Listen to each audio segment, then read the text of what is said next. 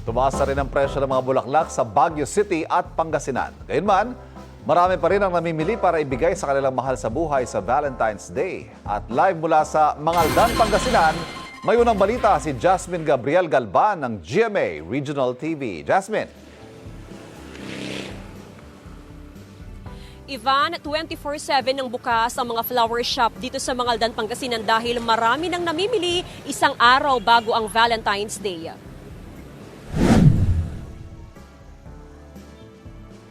Bago ang Valentine's Day, puspusa na sa paggawa ng mga flower bouquet ang mga nagtitinda sa Mangaldan, Pangasinan.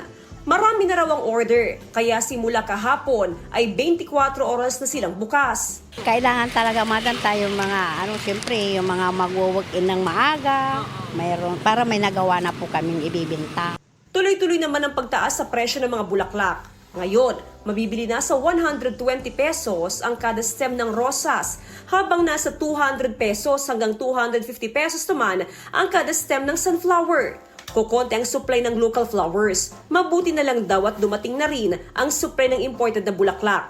Yun nga lang, may kataasan din ang presyo, gaya ng Stargazer na nasa 400 pesos per stem. Nasa 300 pesos naman ang Ecuadorian, habang nasa 250 pesos ang per stem ng Indian at paper roses. Ito po yung pang-budget po talaga namin, 500 po. At least dito ma'am, mas makakatipid na po sila dito pag nakaganito na po bundle.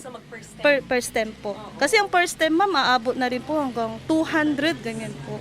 Kahit may kamahalan ng presyo ng bulaklak, bibili pa rin daw ang ilan para regalo sa kanilang minamahal. Mahalaga yan, siyempre. Dahil mahal natin sa buhay, dapat natin pasayahin.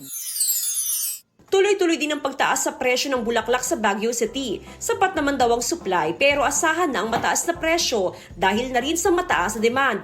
Nasa 150 pesos ang kada piraso ng rose sa City of Pines. Ang mga bouquet naglalaro sa 250 pesos hanggang 5,000 pesos.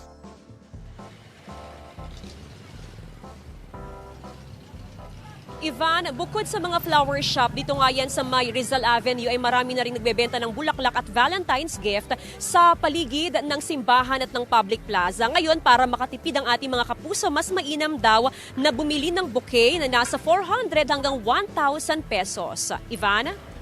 Happy Valentine's Day. Maraming salamat, Jasmine Gabriel Galban ng GMA Regional TV.